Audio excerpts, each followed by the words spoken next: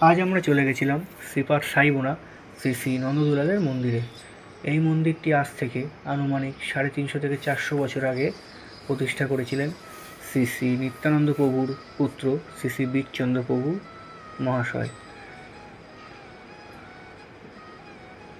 এটা হলো নাট মন্দির,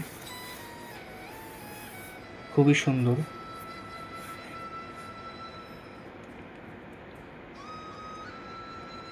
আর এখন আমরা মূল মন্দিরে প্রবেশ করছি।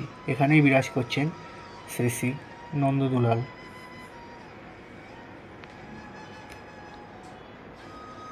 কি অপরূপ ও মনোমুগ্ধকর দৃশ্য।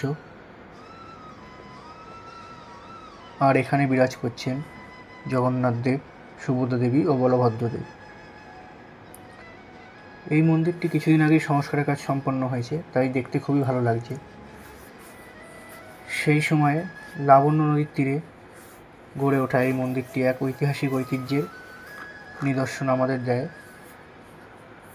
সময়ের চক্রে সেই লাবণ্য নদী আজ বিলুপ্ত প্রায়।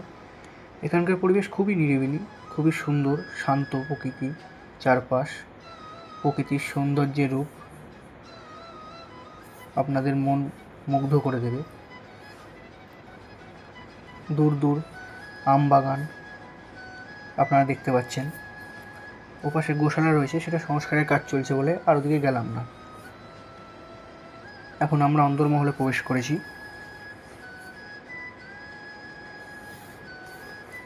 এখানে প্রতিদিন দুপুরবেলা ভোগ দেওয়া হয়।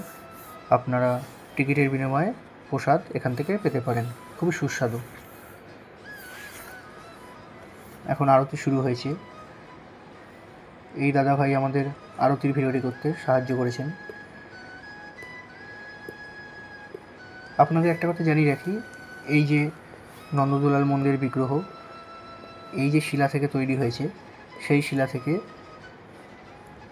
খড়দহের শ্রী শ্যামসুন্দর মন্দিরের বিগ্রহ ও শ্রীরামপুরে শ্রী শ্রী রাধাবল্লভ মন্দিরের বিগ্রহ একই শিলা থেকে প্রতিষ্ঠা হয়েছে। এই মন্দির খুবই জাগ্রত এবং যে মনস্কামনা করে তার মনস্কামনা পূর্ণ হয় বলে জানা যায়। আপনারা আসবেন, খুবই ভালো লাগবে, খুবই সুন্দর পরিবেশ।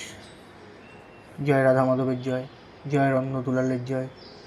ওম নমো ভগবতে বাসুদেবায়।